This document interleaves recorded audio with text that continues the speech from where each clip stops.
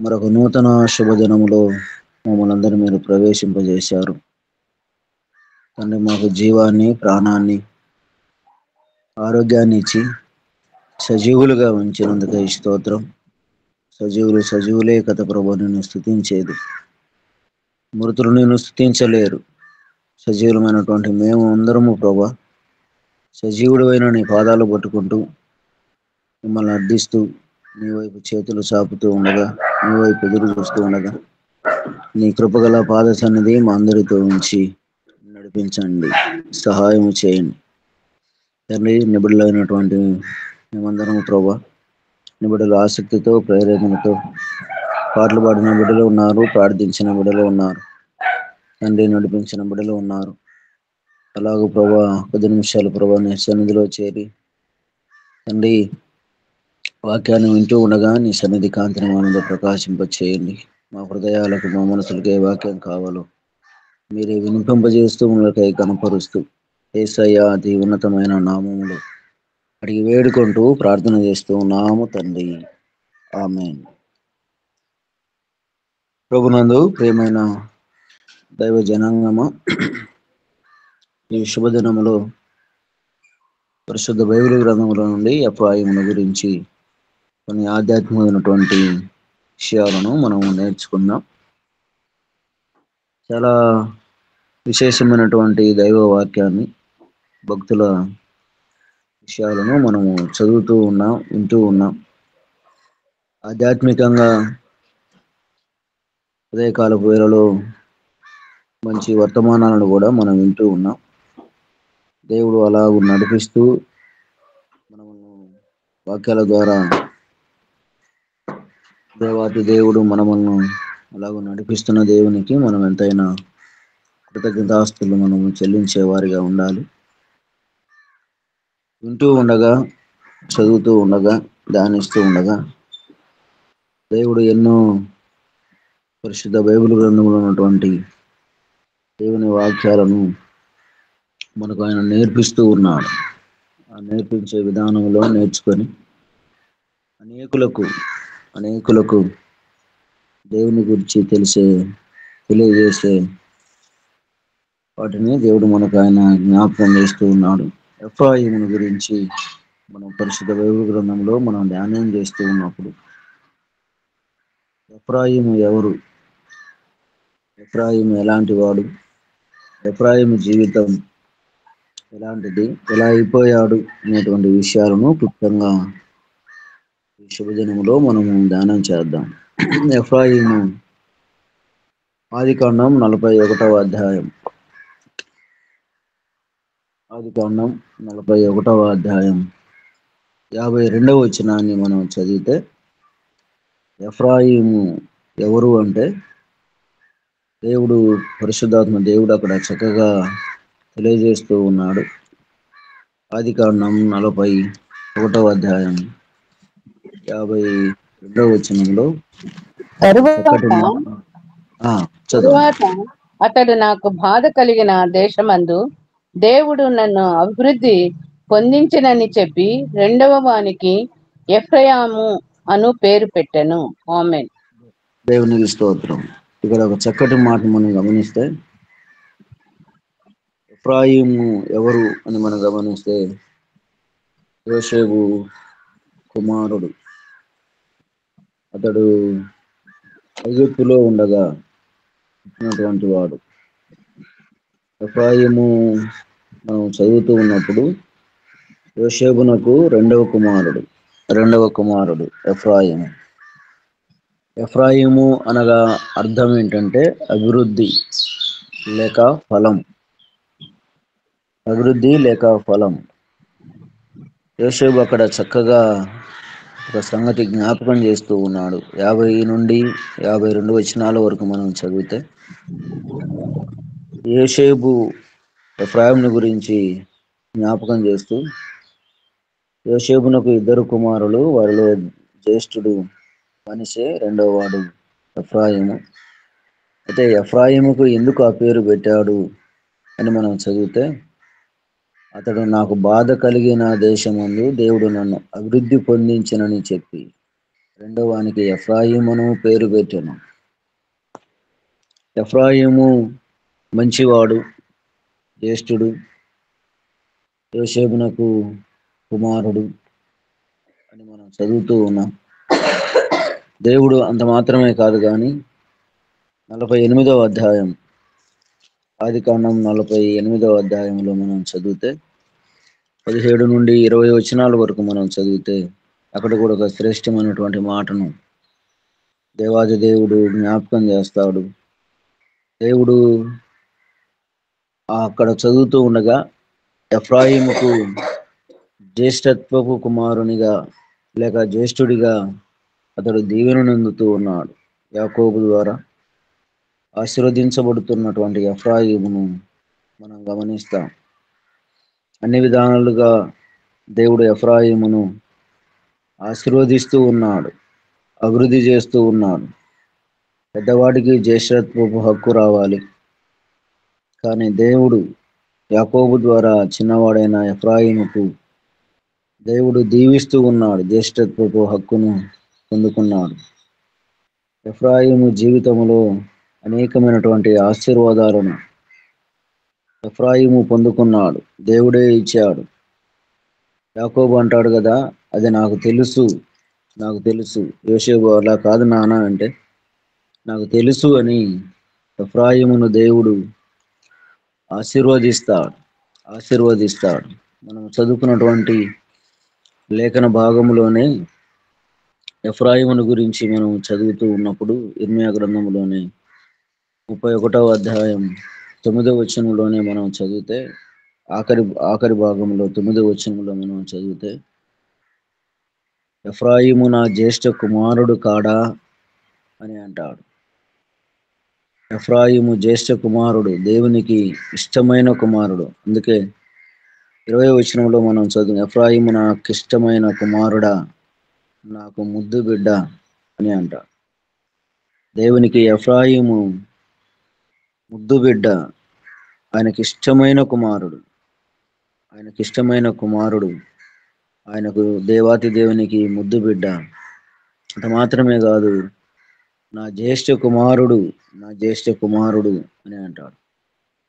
దేవాతి దేవుడు తనను ప్రేమించి అనేక మందిని తన పేరు పెట్టి దేవుడు పిలిచినప్పుడు వారిని దేవుడు చాలా చక్కటి మాటల ద్వారా దేవుడు వారిని పిలుస్తాడు. ఎంతో మందిని పరిశుద్ధ బైబిల్ గ్రంథంలో దేవుడు పిలిచాడు, ఎన్నుకున్నాడు, ఏర్పాట్లు చేసుకున్నాడు. దేవుడు వారిని ఏ విధంగా అయితే ఆశీర్వదించాలని అనుకున్నాడు, వారి జీవితంలో, వారి బ్రతుకులో దేవుడు వారిని అంతకంటే ఎక్కువగా తన యందు భయభక్తులు గల వారిని దేవుడు ఆశీర్వదిస్తాడు అని పరిశుద్ధ బైబిల్ గ్రంథంలో మనం చదువుతున్నట్లుగా, వింటున్నట్లుగా దేవుడు తన బిడ్డలను ఆశీర్వదిస్తాడు, ఆశీర్వదిస్తాడు. వారి మాట, దేవుని మాట విన్నప్పుడు, దేవుని యందు భయభక్తులు కలిగినప్పుడు, హృదయపూర్వకంగా మనస్ఫూర్తిగా దేవుడు తన బిడ్డలుగా స్వీకరిస్తాడు. వారి ద్వారా, వారిని బట్టి దేవుడు సాక్ష్యాన్ని తెలియజేస్తాడు. నా ఇష్టమైన కుమారుడు, నా ముద్దు బిడ్డ అని ఆయన తెలియజేస్తూ ఉన్నాడు. ఎఫ్రాయిము ఎవరు అంటే దేవునికి ఇష్టమైన కుమారుడు, దేవునికి ఇష్టమైన కుమారుడు. ఆయన ఎవరు అంటే దేవునికి ముద్దు బిడ్డ, ముద్దు బిడ్డ. ఎలాగైతే ఉదయకాలపు వేళలో ఇలాంటి ఎఫ్రాయిము జీవితంలో కొన్ని విషయాలను మనము ఆలోచన చేస్తూ ఉన్నప్పుడు, ద్వితీయోపదేశ కాండం కావచ్చు, ఆయా సందర్భాల్లో మనం చదువుతూ ఉన్నప్పుడు ఇష్టమైన వాడే గాని దేవుని నుండి తొలగిపోయాడు, దేవుని నుండి దూరమైపోయాడు. దేవుని నుండి దూరమైపోయినప్పుడు దేవుడు వారిని గురించి ఎంతగా బాధపడుతున్నాడో 20వ వచనంలో మనం చదువుతూ ఉన్నప్పుడు, ఆయన గురించి మాట్లాడుతూ ఉన్నప్పుడు, అతని జ్ఞాపకం వచ్చినప్పుడు ఆయనకి ఏం కలుగుతుంది దేవునికి అంటే వేదన కలుగుతుంది, వేదన ఉంది, బాధ ఉంది. అలాగే ఎన్నో బాధ కలిగించేవాడిగా ఉన్నాడు. ఆనాడు ఎఫ్రాయిం కావచ్చు, ఆనాటి ప్రజలు కావచ్చు, నేటి ప్రజలు కావచ్చు, ఏ విధానములోనైనా దేవునికి బాధ కలిగించే వారిగా మానవుడు ఉన్నాడు. ఆదికాండం 6వ అధ్యాయం 12వ వచనంలో మనం చదివితే, ఆదికాండం 6వ అధ్యాయం 12వ వచనంలో, దేవుడు భూలోకమును చూసినప్పుడు అది చెడిపోయి ఉన్నది, చెడిపోయి ఉంది. మానవుని దేవుడు ఒక మంచి మానవుడిగా, శ్రేష్ఠుడిగా, పాపము లేనటువంటి మానవునిగా దేవుడు తయారు చేస్తే, తన ఆలోచన ద్వారా, తన తలంపుల ద్వారా దేవుడిచ్చినటువంటి మార్గాన్ని చెడిపి వేసుకొని తన ఇష్టానుసారంగా స్వేచ్ఛను మానవుడు అనుభవించడానికి మానవుడు ఇష్టపడుతున్నాడు. ఆనాడు కావచ్చు, నేడు కావచ్చు, దేవుని ఇష్టం ఒకటైతే మానవుని ఇష్టం ఒకటిగా కనపడుతూ ఉంది. భూలోకం చూసినప్పుడు అది ఎలా ఉంది అంటే చెడిపోయి ఉన్నది, చెడిపోయి ఉన్నది. మానవుడు తన మార్గములను చెరిపివేసుకున్నాడు. అలాగే ఎఫ్రాయిము కూడా ఎలా ఉన్నాడు అని మనం చదివితే, తమ మార్గాలను చెరిపి వేసుకున్నాడు. మంచివాడే, మంచి దేవునికి ఇష్టమైనటువంటి వాడే, దేవుని ముద్దు బిడ్డే అయినప్పటికీ కూడా దేవుని మార్గాలను, దేవుని నుండి దూరమైపోయాడు.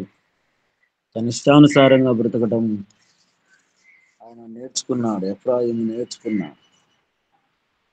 చదువుతూ ఉన్నప్పుడు ఎఫ్రాయిము ఎలా ఉన్నాడు అంటే, ఎఫ్రాయిము అన్యులతో కలిసిపోయాడు. చూడండి, పరిశుద్ధ బైబిల్ గ్రంథంలో నుండి హోషేయ గ్రంథం 7వ అధ్యాయం 8వ వచనంలో మనం చదివితే ఎఫ్రాయిము ఎలా ఉన్నాడు అంటే, ఎఫ్రాయిము అన్యులతో కలిసిపోయాను. ఎఫ్రాయిము ఎలా ఉన్నాడు అని మనం చదువుతూ ఉన్నప్పుడు, ఎఫ్రాయిము అన్యులతో కలిసిపోయాడు. జ్యేష్ఠుడు, ముద్దు బిడ్డ, దేవునికి ఇష్టమైన కుమారుడు అయినటువంటి ఎఫ్రాయిము ఎలా ఉన్నాడు తన జీవితం అంటే, అన్యులతో కలిసిపోయాడు. ఎలా కలిసిపోయాడు, ఎందుకు కలిసిపోయాడు అన్నటువంటి బైబిల్ గ్రంథంలో మనకు ఆధారాలు ఉన్నాయి. ఆనాడు ఎఫ్రాయిము అన్యులతో కలిసిపోయాడు. నేడు అనేక మంది కూడా అన్యులతో కలిసి ఉండేవారిగా మనం చదువుతూ ఉన్నాం బైబిల్ గ్రంథములో. కొరింథీయులకు రాసిన రెండవ పత్రిక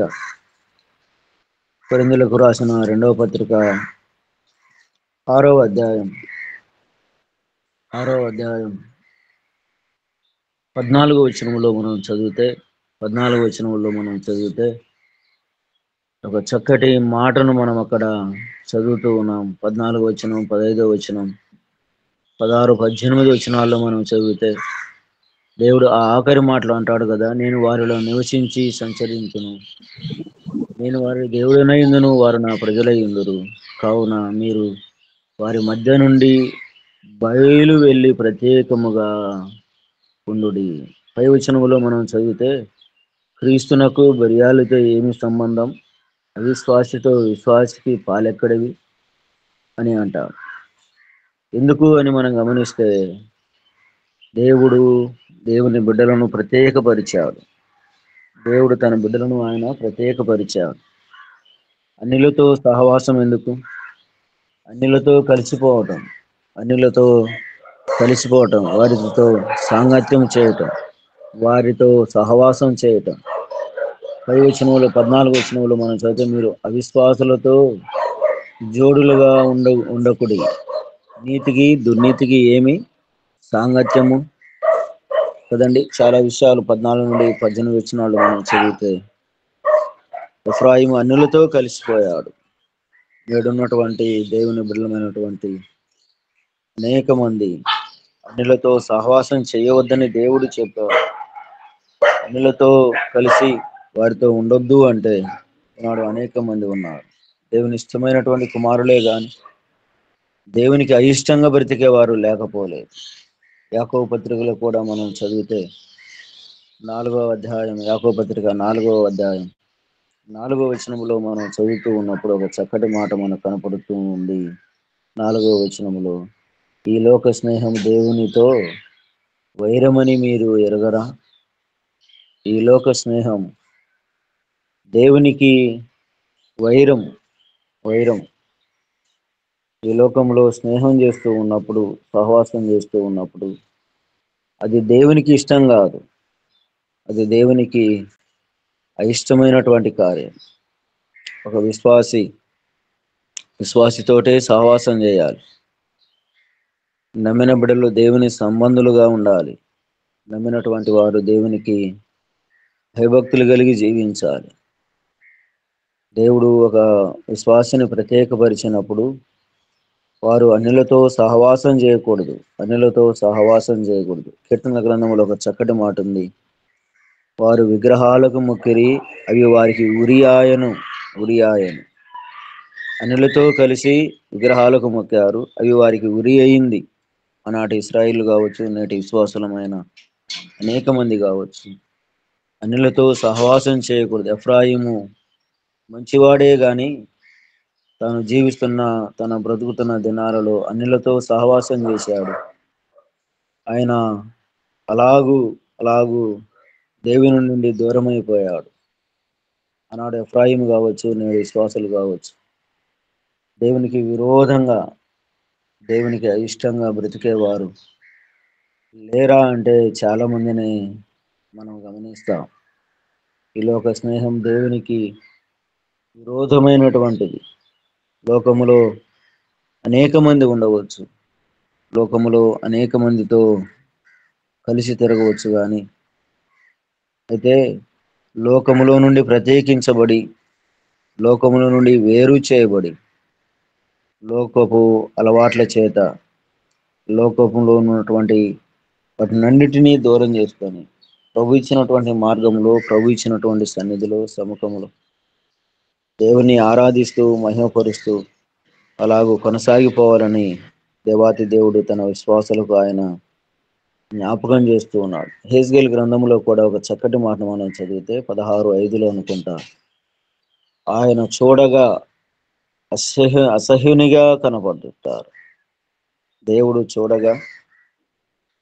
చూడగా అసహ్యునిగా కనపడు. అలాంటి మానవుణ్ణి దేవుడు మంచివాడిగా, లేక ముద్దు బిడ్డగా, దేవుడు ప్రేమించేవాడిగా తయారు చేస్తే, అలాగ ఉంచితే, దేవుని నుండి దూరం అయితే దేవుడు అంటాడు, నువ్వెవరో నాకు తెలియదు అంటాడు. ఎఫ్రాయిము ఎవరు అంటే అన్యులతో కలిసిపోయిన ఎఫ్రాయిమును మనం ఇక్కడ గమనిస్తాం. అదే వచనంలో 7వ అధ్యాయం 8వ వచనంలో, యెషయా గ్రంథం 7వ అధ్యాయం 8వ వచనంలో రెండవ మాటగా ఒక చక్కటి మాటను మనం అక్కడ గమనించవచ్చు. ఎఫ్రాయిము అన్యులతో కలిసిపోయెను, ఎఫ్రాయిము ఎవరును త్రిప్పివేయని అప్పము వంటి వాడాయను. మూడవ సంగతి మనం ఆలోచన చేస్తే, ఎఫ్రాయిము ఎవరు అని మనం గమనిస్తే, ఎవరు తిప్పివేయని అప్పము వంటి వాడాయను. ఇక్కడ మనం చదువుతూ ఉండగా ఆ మాట చాలా బాధకరంగా అనిపించవచ్చు. దేవునికి ఎంత ఇష్టుడిగా బ్రతికాడో దేవుడే సాక్ష్యం చెప్పాడు కదా, దేవునికి ఇష్టుడిగా బ్రతికాడు. అదే దేవుడు జ్ఞాపకం చేస్తూ ఉన్నాడు, ఎఫ్రాయిము ఎవరు తిప్పివేయని అప్పము వంటి వాడాయను. మనము గ్యాస్ మీద పెండం వేసి ఒక చక్కటి చపాతీని కానీ రొట్టెని కానీ మనం తయారు చేస్తూ ఉన్నప్పుడు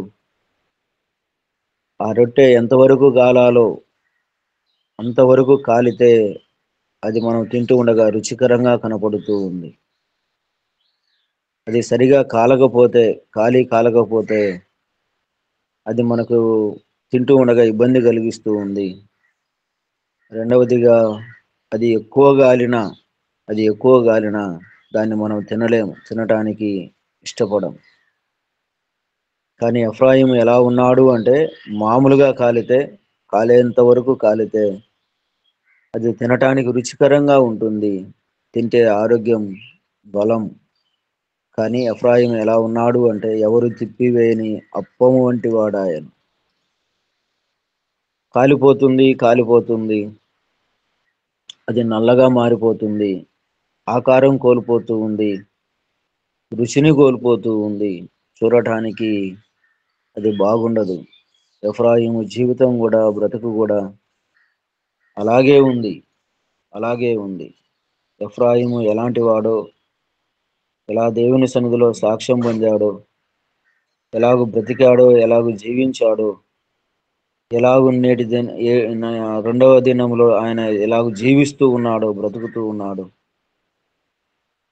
దేవుడు ఆ సంగతులను ఎఫ్రాయిం గురించి జ్ఞాపకం చేస్తూ ఉన్నాడు. ఎఫ్రాయిము ఎవరు అంటే ఎవరు తిప్పివేయని అప్పము వంటి వాడాయన. ఒకప్పుడుతో దేవునితో సాక్ష్యం పొందినటువంటి వాడు దేవునికి దూరం అయిపోయాడు. తన ఆకారాన్ని కోల్పోయాడు, తన సాక్ష్యాన్ని కోల్పోయాడు. అందుకే భక్తులైనటువంటి వారు తెలియజేస్తారు, ఒక విశ్వాసికి ఉండవలసినటువంటి లక్షణాలు రెండు. ఒకటి, ఇంట్లో ప్రార్థన ఉండాలి, బయట సాక్ష్యం ఉండాలి. ఇంట్లో ప్రార్థన లేకపోయినా, బయట సాక్ష్యం లేకపోయినా ఆ వ్యక్తిని గురించినటువంటి మాటలు లేక సాక్ష్యం ఎవరూ చెప్పలేరు. ఎఫ్రాయిము జీవితం కూడా అలాగే ఉంది. ఎఫ్రాయిము అలవాట్లు కూడా అలాగే ఉన్నాయి. ఎవరు తిప్పివేయని అప్పం వంటి వాడాయను, అప్పం వంటి వాడాను. కాలిపోయింది, ఆకారం కోల్పోయింది. ప్రయోజనం ఏంటి? ఉపయోగం ఏమిటి? ఏమీ లేదు, ఏమీ లేదు. దేవునికి దూరమైపోయిన ఎఫ్రాయిమును మనం గమనిస్తాం. దేవుడు ఇంకొక మాట మనం చదువుతూ ఉన్నప్పుడు యెషయా గ్రంథం 11వ అధ్యాయం, యెషయా గ్రంథం 11వ అధ్యాయంలోనే మనం చదివితే 12వ వచనాన్ని మనం చదివితే 11:12 మనం చదివితే, ఎఫ్రాయిము వారు అబద్ధములతో నన్ను ఆవరించి ఉన్నారు. ఇక్కడ మనం చదువుతూ ఉండగా ఎఫ్రాయిము ఎలా అయ్యాడు అంటే అబద్ధములతో ఉన్నటువంటి ఎఫ్రాయిమును మనం ఇక్కడ గమనిస్తాం. ఆ మాట మనం చదువుతూ ఉన్నప్పుడు, ఇశ్రాయేలు వారు మోసక్రియలతో నన్ను ఆవరించి ఉన్నారు, యూదా వారు నిరాటంకముగా దేవుని మీద తిరుగుబాటు చేయుదురు, నమ్మకమైన పరిశుద్ధ దేవుని మీద తిరగబడుదురు. ఆనాడైనా నేడైనా దేవుడు తన బిడ్డలను ఎన్నుకొని ఏర్పాట్లు చేసుకొని దేవుని స్తుతించేవారిగా, దేవుని ఆరాధించేవారిగా, దేవుడు అలాగూ మానవుని తయారు చేస్తే దేవుడు తన నీతినిచ్చి, తన సత్యాన్నిచ్చి, మీరు ఎలాగూ బ్రతకండి, మీరు ఎలాగూ జీవించండి, నాతో కలిసి సహవాసం చేయండి అని ఆనాడు తన బిడ్డలకు చెప్పాడు. నేడు తన బిడ్డలమైన మనకు కూడా ఆయన జ్ఞాపకం చేస్తూ ఉన్నాడు, తెలియజేస్తూ ఉన్నాడు. అయినప్పటికీ కూడా ఎఫ్రాయిము ఎలాగైతే ఆనాడు జీవించాడు, బ్రతికాడు, నేడున్నటువంటి మానవులు కూడా అలాగే, విశ్వాసులు కూడా అలాగే అనేక మందిలో కొందరు అలాగూ జీవించటం అక్కడక్కడ మనం గమనిస్తాం. ఎఫ్రాయిము అబద్ధములతో నింపబడ్డాడు. మోసం నిండి ఉంది, అబద్ధం నిండి ఉంది. యోహాను సువార్త 8:44 అంటాడు కదా, వారు అపవాది సంబంధులు, సత్యము లేదు, వెలుగు లేదు, చీకటే ఉంది. అపవాది అబద్ధమునకు జనకుడు, అబద్ధానికి జనకుడు, తండ్రి అయినటువంటి వాడు. అపవాదిని గురించినటువంటి విశేషమైనటువంటి సంగతులు చాలా బైబిల్ గ్రంథంలో మనకు కనబడతాయి. ఎఫ్రాయిము అబద్ధమాడేవాడు, సాతానుగాడు అబద్ధమాడేవాడు. అబద్ధపు మాటల చేత మానవుని దగ్గరికి వచ్చాడు. అనాది కాలంలో దగ్గరికి వచ్చాడు, అవను మోసగించాడు. క్రమం అలాగే అనుసరిస్తూ అలాగే అనేక మంది వారి దగ్గరకు వచ్చి ఏదో ఒకటి చూపిస్తూ వారితో మాట్లాడుతూ అది బాగుంది, ఇది బాగుంది, అందులో సంతోషం ఉంది, అందులో సమాధానం ఉంది అని దేవుని సంగతులు దేవుని సంగతులు విని అనుసరిస్తూ ఆలకిస్తూ అందులో బ్రతుకుతున్న వారిని సాతనగాడి మాటల చేత, సాతనగాడి చేష్టల ద్వారా వాడు తన ఉనికిలోనికి తీసుకుని వెళుతూ ఉన్నాడు, తన దగ్గరికి తీసుకుని వెళుతూ ఉన్నాడు. దేవుని మాటలు వింటున్న మనము కూడా దేవునితో సహవాసం చేసేవారిగా, దేవుని వెంబడించేవారిగా, దేవుడు మనకు ప్రాణం ఉన్నంత వరకు భూమి మీద మన విశ్వాసాన్ని మనం కాపాడుకునే వారిగా మనం ఉంటూ ఉన్నప్పుడు దేవుడు మనల్ని దీవిస్తాడు, ఆశీర్వదిస్తాడు, బలపరుస్తాడు బలపరుస్తాడు. ఇలాగ మనం చదువుతూ ఉండగా అనేక విషయాలు ఎఫ్రాయిముని గురించి దేవాతి దేవుడు హోషేయ గ్రంథంలో జ్ఞాపకం చేస్తాడండి. హోషేయ గ్రంథంలో జ్ఞాపకం చేస్తాడు. 11వ అధ్యాయంలోనే, హోషేయ గ్రంథం 11వ అధ్యాయంలోనే 8వ వచనములో మనం చదివితే ఎఫ్రాయిము, నేనెట్లు నిన్ను విడిచిపెట్టుదును, ఇశ్రాయేలు, నేను నిన్నెట్లు విసర్జింతుదును. చక్కటి మాటలు ఇంకా ఎఫ్రాయిముని గురించి హోషేయ గ్రంథంలో మనం చదివితే, ధ్యానం చేస్తే, వ్యక్తిగతంగా మనం ధ్యానం చేస్తే చాలా విషయాలు ఎఫ్రాయిముని గురించి మనకి ఇక్కడ కనపడతాయి కదండి. కనపడుతూ ఉన్నాయి. 13:12లో కూడా మనం చదివితే, 13వ అధ్యాయం 12వ వచనంలో కూడా మనం చదివితే, లేక మొదటి వచనాన్ని కూడా మనం చదివితే, ఎఫ్రాయిము మాట్లాడినప్పుడు భయము కలిగెను. చాలా విషయాలు హోషేయ గ్రంథంలో పరిశుద్ధాత్మ దేవుడు జ్ఞాపకం చేస్తాడు ఎఫ్రాయిముని గురించి. 12వ వచనంలో కూడా మనం చదివితే, ఎఫ్రాయిము దోషము నా యొద్ద ఉంచబడి ఉన్నది, అతని పాపము భద్రము చేయబడి ఉన్నది.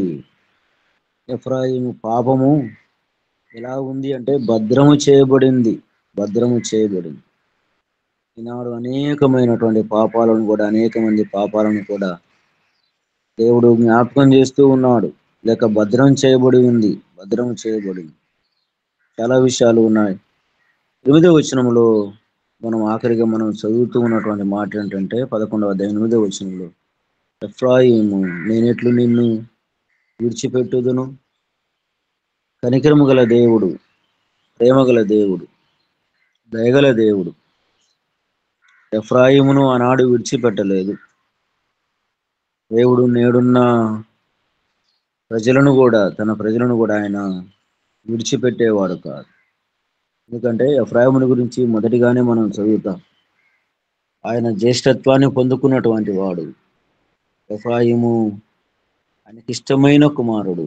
ఎఫ్రాయిము తన ముద్దు బిడ్డ అని దేవుడు ప్రప్రదంగా ఆయన ఎఫ్రాయిముని గురించి జ్ఞాపకం చేశారు.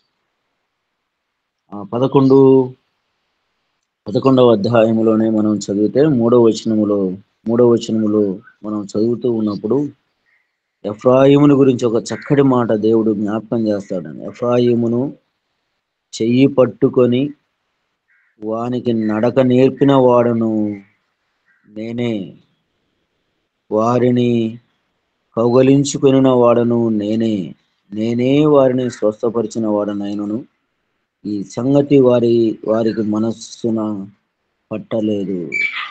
చూసారా, ఇక్కడ మనం చదువుతూ ఉండగా ఎఫ్రాయిమును దేవుడు ఎంతగా ప్రేమించాడు అంటే, ఎఫ్రాయిమును చెయ్యి పట్టుకొని వానికి నడక నేర్పిన వాడను నేనే. ఆధ్యాత్మికంగా ఇక్కడ మనం ఆగి ఆలోచన చేస్తే, ధ్యానం చేస్తే, దేవుడు ఆనాడు ఎఫ్రాయిమును ఎలా నడక నేర్పాడు అంటే, చెయ్యి పట్టుకొని నడక నేర్పిన వాడు దేవుడు. ఈనాడు తల్లిదండ్రులుగా దేవుడు మనకిచ్చినటువంటి బిడ్డలను వారికి నడక నేర్పుతూ ఉంటాం. చిన్న చిన్న బండ్లు తీసుకొని వస్తాం. ఈనాడు లేవు కానీ మా చిన్నతనంలో ఒక మూడు గాన్ల చెక్కది ఉండేది. దాన్ని పట్టుకొని తల్లిదండ్రులు చిన్నపిల్లలకు నడక నేర్పుతారు. దాన్ని ఆధారం చేసుకుని నడకను నేర్పిస్తారు. దేవుడు ఎంతగా మానవుణ్ణి ఈనాడు ప్రేమిస్తూ ఉన్నాడు. ఆనాడు ఎఫ్రాయిమును ప్రేమించాడు. నేడు మానవుని ఎంతగా ప్రేమిస్తూ ఉన్నాడు. నడక రాకపోతే, నడవలేని స్థితిలో ఉంటే దేవుడు చెయ్యి పట్టుకొని ఎఫ్రాయిముకు నడక నేర్పించాడు. ఈనాడు ఇక్కడ ఆగి ఆలోచన చేస్తే, దేవుని నమ్మిన కొత్త జీవితంలో దేవుడు విశ్వాసములో మనం ఉండాలి అని, విశ్వాసములో ప్రార్థన చేయాలని, బలంగా ఉండాలని, బలంగా సాగిపోవాలని దేవాతి దేవుడు చిన్న పిల్లలను ఏ విధంగా అయితే చేయబట్టుకుని నడక నేర్పిస్తాడో, విశ్వాసపు యాత్రలో, విశ్వాసపు జీవితములో దేవుడు మనందరికీ అలాగూ ఆయన నడక నేర్పిన వాడు, నడకను నేర్పిస్తూ ఉన్నటువంటి వాడు. మనమంటే ఆయనకి ఎంత ఇష్టం. ఆనాడు ఎఫ్రాయిము జీవితంలో, ఈనాడు మన జీవితంలో, మన బ్రతుకులో, మన బిడ్డల జీవితాల్లో కూడా నాకు ఇష్టమైన కుమారుడు ఎఫ్రాయిముని గురించి దేవుడు చెప్పాడు. ఈనాడు మన గురించి కూడా దేవుడు జ్ఞాపకం చేస్తూ ఉన్నాడు. మనం ఎవరిమి అంటే ఆయనకి ఇష్టమైన కుమారులం. మనం ఎవరిమి అంటే ఆయన ముద్దు బిడ్డలం. అందుకే దేవుడు మనల్ని విడిచిపెట్టగా, దేవుడు తన సన్నిధినిచ్చి, తన సముఖమునిచ్చి, ఇలాగు మందనిచ్చి, ఇలాగు సముఖాన్నిచ్చి, ఇలాగు యేసు వైపు చూచుచు అనే ఆధ్యాత్మికమైనటువంటి కార్యక్రమం ద్వారా దేవుడు అనుదినం దేవుడు వాక్యమనే నడక ద్వారా మనల్ని ఆయన నడిపిస్తూ ఉన్నాడు. ఎలాగూ అంటే చెయ్యి పట్టుకుని నడిపిస్తున్నాడు. మన విశేషమైనటువంటి సంగతి. నడక నేర్పించటం, నడవండి అని చెప్పటం కాదు, కానీ ఆయన మన చెయ్యి పట్టుకొని నడిపిస్తూ ఉన్నాడు. దేవుని బిడ్డలైనటువంటి కుటుంబం కూడా దేవుడు ద్వారా ప్రేరేపించబడి అనేకులను, చాలా మందిని ఇలాగూ ఆధ్యాత్మికమైనటువంటి స్థితిలోనికి ఉదయకాలం పాటలు పాడటం, ఉదయకాలం బైబిల్ చదవటం, ఉదయకాలం దేవుని సన్నిధిలో ఆయన సముఖంలో ఆయన మాటలు వినిపించటం ఒక ఆధ్యాత్మికమైనటువంటి సంగతి. ఆనాడు నేర్పించాడు. ఈనాడు అనేకులకు వారు నేర్పించేవారుగా ఉన్నారు. అలాగే మనం చదువుతూ ఉన్నప్పుడు దేవుడు అంటాడు కదా 8వ వచనంలో, ఎఫ్రాయిము నేనెట్లు నిన్ను విడిచిపెట్టుదును, నేనెట్లు నిన్ను విసర్జించుదును. బైబిల్ గ్రంథంలో కొన్ని మాటలు మనం చదువుతూ ఉన్నప్పుడు వాటిని మనం గట్టిగా హత్తుకోవాలి, పట్టుకోవాలి. దేవుడు ఆనాడు ఎఫ్రాయిము గురించి చెప్పాడు, కానీ నేడు మనల్ని కూడా ఆ వాక్యం దాన్ని మనం ధ్యానం చేస్తూ ఉన్నప్పుడు, వింటూ ఉన్నప్పుడు మనము కూడా ఈ వాక్యాన్ని మనం పట్టుకోవాలి. విడిచిపెట్టేవాడు కాదు దేవుడు, మర్చిపోయేవాడు కాదు దేవుడు కదండి. ఆనాడు ఎఫ్రాయిముని విడిచిపెట్టలేదు. ఈనాడు నన్ను కూడా దేవుడు విడిచిపెట్టలేదు. తన బిడ్డలను విడిచిపెట్టేవాడు కాదు. ఆయన కాడిని తీసివేశాడు. 4వ వచనములో, నేను వారి కాడిని తీసి వారి ఎదుట భోజనము పెట్టి తిని. చాలా విశేషమైనటువంటి సంగతులు హోషేయ గ్రంథంలో మనకు కనిపిస్తాయి. ముగింపులోనికి మనం వస్తే, ఆనాడు ఎఫ్రాయిము దేవునికి ముద్దు బిడ్డ, ఎఫ్రాయిము జ్యేష్ఠుడు, ఎఫ్రాయిము తనకిష్టమైన కుమారుడు. చాలా విషయాలు ఉన్నాయండి బైబిల్ గ్రంథంలో, హోషేయ గ్రంథంలో.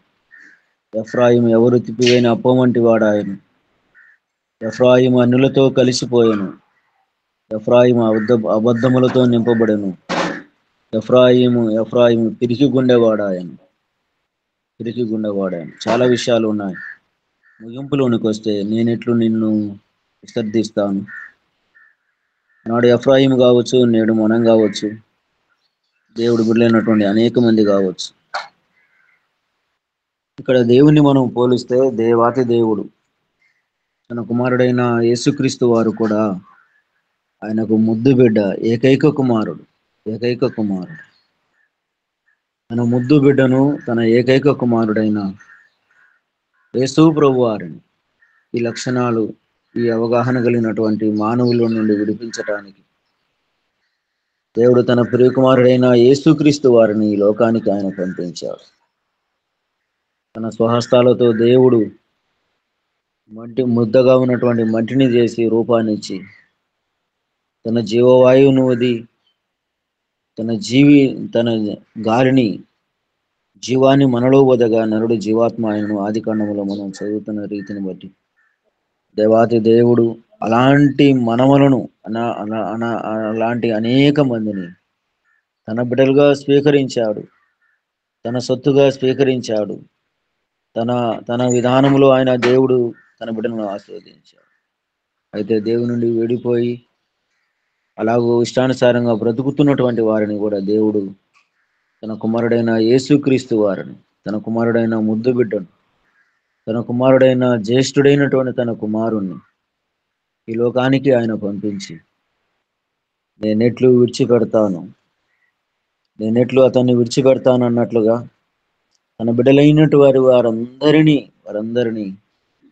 తన యొద్దకు తీసుకుని రావటానికి, తనతో కలుపుకోవటానికి, ఆ విడిపోయిన సంబంధం, విడగొట్టుకున్న సంబంధాన్ని మరలా కలుపుకోవటానికి పరమనందున దేవాతి దేవుడు తన ప్రియకుమారుడైన యేసుక్రీస్తు వారిని లోకానికి పంపించి మానవాళి కొరకై, సమస్త మానవాళి కొరకై, ప్రపంచంలో ఉన్న ప్రతి మానవాళి కొరకై, పాపము కొరకై, శాపము కొరకై, నిత్య నరకాగ్ని గుండములో నుండి తప్పించటానికి, విడుదల చేయటానికి తన ముద్దు బిడ్డ, తన జ్యేష్ఠ కుమారుడైన యేసు ప్రభు వారిని లోకానికి పంపించి ప్రపంచ మానవాళి నిమిత్తం, పాపం నిమిత్తం ఆయన ప్రాణం పెట్టాడు. సిలువలో ఆఖరి రక్త బొట్టు వరకు ఆయన కార్చాడు. నిలువెల్ల గాయాలతో నింపబడ్డాడు. ఆపాదమస్తకం, అరికాలు మొదలుకొని నడినెత్తి వరకు ఆయన గాయపరచబడ్డాడు. మనసులు చూడనల్లవానిగా తయారయ్యాడు. పరమగీతాల గ్రంథంలో 5:10 మనం చదివితే, ధవలవర్ణుడు, నా ప్రియుడు ధవలవర్ణుడు, రత్నవర్ణుడు, 10,000 మంది పురుషుల్లో గుర్తింపుదగిన అతి సుందరమైనటువంటి దేవుడై ఉండి మన నిమిత్తం, మానవాళి పాపం నిమిత్తం, శాపము నిమిత్తం కలువరి సిలువలో బలైనటువంటి వాడు. ఆకారాన్ని కోల్పోయాడు, సొగసును, సౌందర్యాన్ని ఆయన కోల్పోయాడు. కారణం మనం కాదా? కారణం అనేక మంది కాదా? ఇంకా నమ్మక, నా ముద్దు బిడ్డవు, నేను నిన్ను జ్యేష్ఠుడిగా చేశానని దేవుడు తన మానవుని వెంట పడుతూ ఉంటే మానవుడు పాపం వెంట పడుతున్నాడు. గమనించి దేవుని వాక్యాలు వింటూ, దేవునితో సంబంధం కలిగి, దేవుని అనుదినం దినదినం వేడుకుంటూ దేవునిలో గడిపితే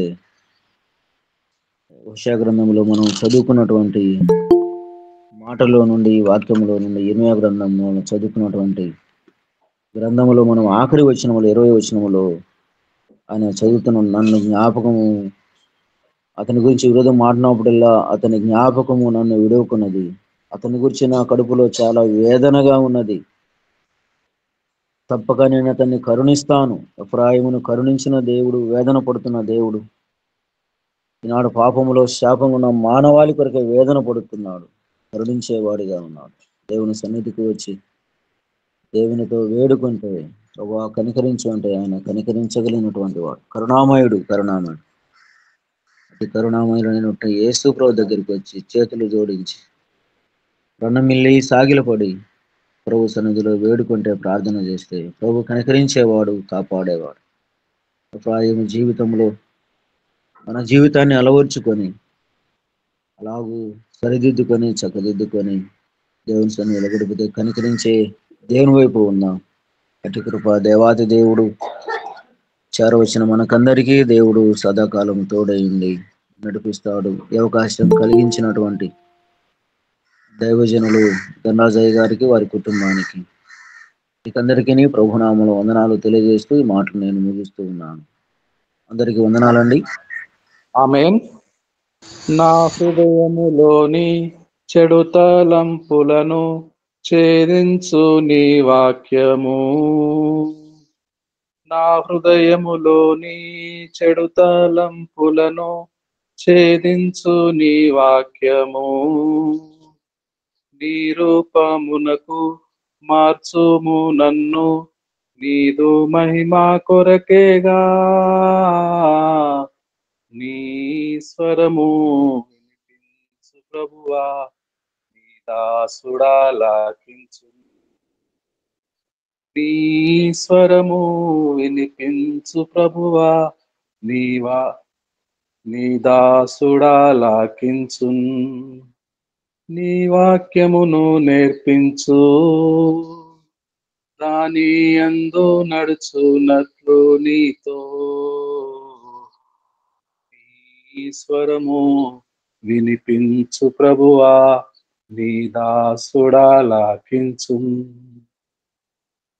ఎఫ్రాయిము జ్యేష్ఠ కుమారుడు, ముద్దు బిడ్డ, నేనెట్లు నిన్ను మరుతును. ఎఫ్రాయిము అబద్ధములను ఆశ్రయించేవాడు, అన్యులతో కలిసిపోయాడు. ఎంత వేదన, హృదయము, దేవుని హృదయములో ఎంత దుఃఖము ఎఫ్రాయిము నిమిత్తము. అలనాడు ఎఫ్రాయిము, ఈనాడు నువ్వు నేనేనేమో. అబద్ధములను ఆశ్రయించి అన్యులతో కలిసిపోయి అన్య జనాంగములతో సహవాసం చేస్తూ విగ్రహములతో ఊరేగుతూ తండ్రి ప్రేమను మరచి, తండ్రి ఎంపికను కాదని ఎఫ్రాయిము ఎఫ్రాయిము ఎఫ్రాయిము. చాలా శ్రేష్టమైన సందేశం విన్నాము. అయ్యగారు దైవజనులు పులుకూరి ఇమానియుల్ గారికి హృదయపూర్వకమైన వందనములు, కృతజ్ఞతలు తెలియచేస్తున్నాను. అయ్యగారు వందనాలండి. జాన్సన్ గారు చిన్న ప్రార్థన చేస్తారా? పరిశుద్ధుడైన యేసయ్యనైనా నీకే స్తుతులైన నీకే స్తోత్రం ప్రభువానికి వందనాలయ్యా.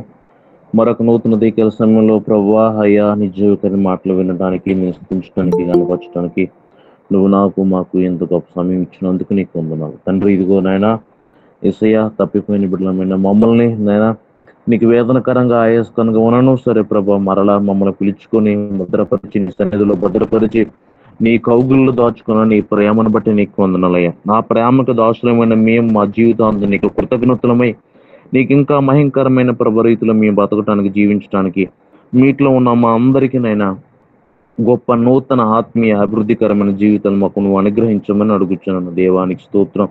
నానా వాక్యం వివరించిన నీ దాసులను ప్రభా జ్ఞాపకం చేసుకోండి, దీవించండి. ఈ మీటింగ్ నడిపిస్తున్న దాసులను దీవించండి. మీట్లో ఉన్న మా అందరినీ కూడా దీవించమని నీకే మహిమ